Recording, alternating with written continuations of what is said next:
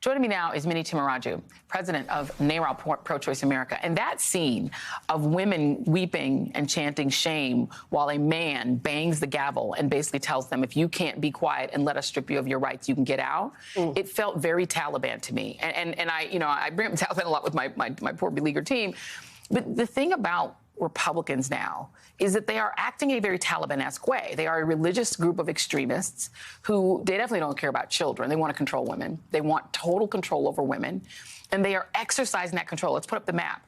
All across the former slave states and in states in the West that they control, while women have no power to stop them, or a few, like Trisha Cotham, join them. And then these women wake up in a state where they have no rights. What to do? You know, you had a conversation with Tom just now, Tom Bonnier. You know, we know that more and more Republicans are actually with us on abortion rights, right?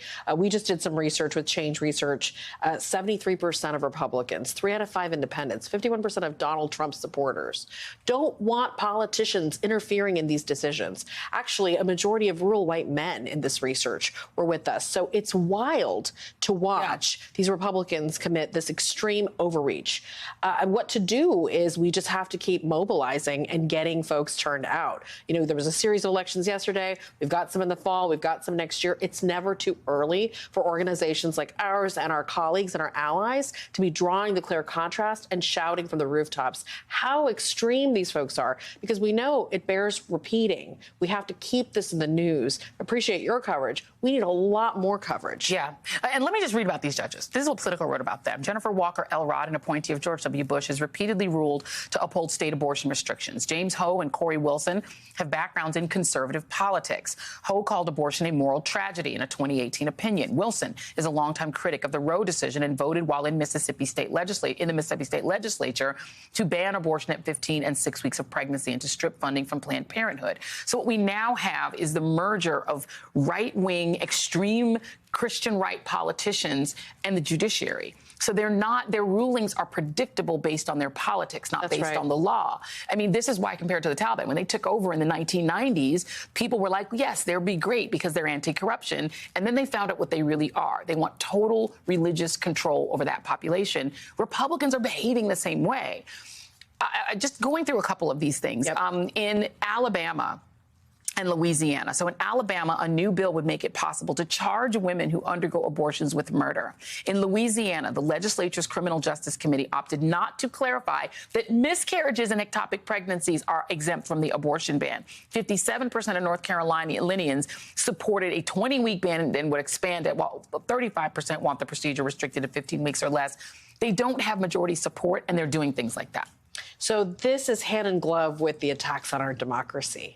Right? We know the majority of Americans are with us on these issues. On these issues, gun violence prevention. It's supermajority. Supermajority. So what can they do, right? They have to cheat. They have to gerrymander. They have to erode access to the ballot box. So we've been saying for a long time, and you've been saying it, that access to abortion was the eye-opening experience for most Americans about the crisis in our democracy. So what else can be done? You know, we've got to have court reform.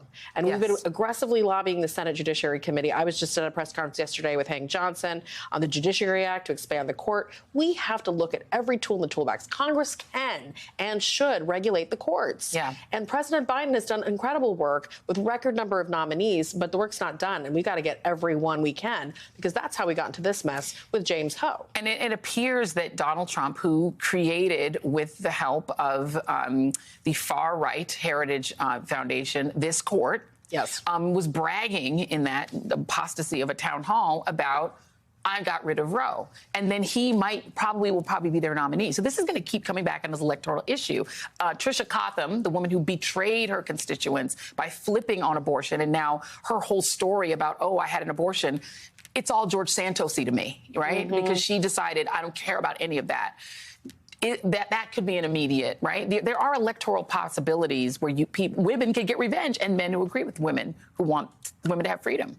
I think there's so much electoral opportunity around this, but I just want to be clear. We need Democrats to be unequivocal, authentic, and really strong. There's no room to be, less than 100% vocal around these attacks. That means white male politicians, not just women, and we need them to be shouting from the rooftops where they stand on this issue. Because things like Trisha Cotham, they conflate and they confuse the voting public. We've got to be really clear about where we stand. I think the good news is most Democrats are.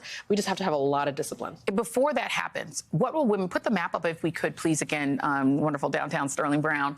It's scary to me. I feel so badly for women, for rape victims, for children who get impregnated because they were raped, for people who have ectopic pregnancies and have miscarriages and can't get treatment throughout the South. Look how far you'd have to drive if you're in Florida or Mississippi or Texas.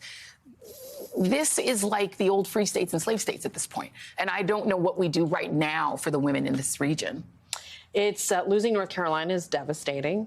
It's important for folks to understand a ban is a ban, right? A 12-week ban is devastating and dangerous. We have a lot of challenges with access to care. If you look at that map, you've got, Florida was a place where folks could go, but now we don't have it. North Carolina was a place. Now we got Virginia elections. Georgia has a 6-week ban. But Brian Kemp got away with that. Oh, he sure did. Not. There was no payback. And I think that actually sent a message to Republican politicians. You can do a 6-week ban and get away with it, because he sure did. And also with being anti-voting rights. But we will have that for another day. Minnie Tamaraju, thank you very much. Always appreciate you being here. Coming up.